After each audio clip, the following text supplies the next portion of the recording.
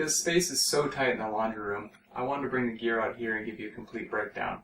This is the packed version of the 10-gallon vertical Tun First system. So from top to bottom, we have our mash tun. Here we have our single hitter kegerator. Thermal wrap for the pots. Pot lids, pots stacked inside of each other for space saving. Wort chiller, electric immersion heater. Kegs, I usually keep 4 under here. Laundry, because it is in the laundry room. And over there I have the CO2 tank. Having a long CO2 line kind of gives you some flexibility as far as where you want to place that. Otherwise, for this system, I did include some measurements in the supplementary material, but your measurements are going to differ a little bit based on whether you have pin lock kegs or if you have Pepsi kegs. Those are a little bit different dimensions, as well as your pot sizes. You may need more or less space depending on that. So let's go ahead and unpack it and take a look. Here's what the system looks like unpacked from top to bottom. Here we have the mash tun. We have our strainer face down to protect the rubber stopper, valve closed, and muslin lining the mash tun. Down here we've got our boil kettle in place. Remember, you want to use the bigger one here so you don't reverse them. And also, if you notched your pot, have the notchings in the back looking at you, that way you can read them. Over here we have our strike water, and down here we have our grain. So with the immersion chiller, we're bringing it up. We get our strike water at the temperature that we want, and when we do, just take the lid off. You'll take your baler here, and you'll scoop the water in here in maybe increments of a third. After you put in a third, put in some grain. You can use a baler, or you can dump the whole thing in. After you get all your grain and your strike water in, give it a good stir, make sure everything's wet.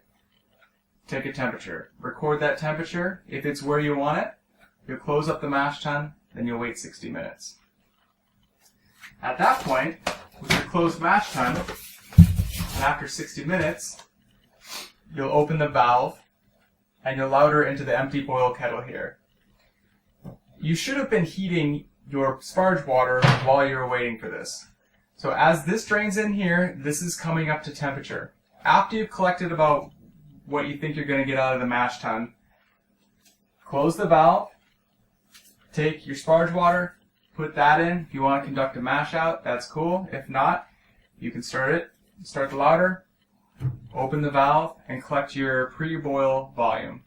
At that point, take out a sample, measure your pre-boil gravity, and move your immersion heater into here and start your boil. After you start your boil and you add your hops, you'll take this, and because it's in the boil the whole time, it will be sanitized by the end. They say it only needs 15 minutes or 20 minutes. Like I mentioned, we don't have a lot of headroom here, so we just keep it in through the whole duration. Take your wort chiller, hook it up to your spigots, have that ready. After you've done your 60 or 90 minute boil, you'll kick off the heat stick and you'll start your chill. After you've started your chill, you bring it down.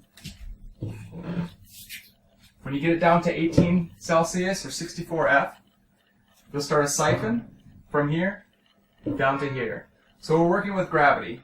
We take the effort and we bring it all up here, and then after that, everything uses gravity down.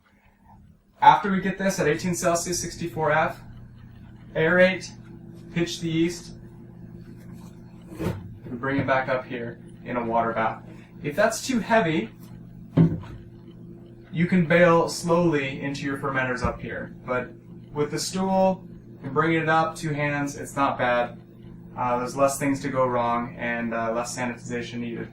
If I were to redo a single thing with this, and I've probably brewed on this 50 times, the only thing I would do different is I would get an ale pail. I would get 2 ale pails without the spigot, because the ale pails can stack within each other.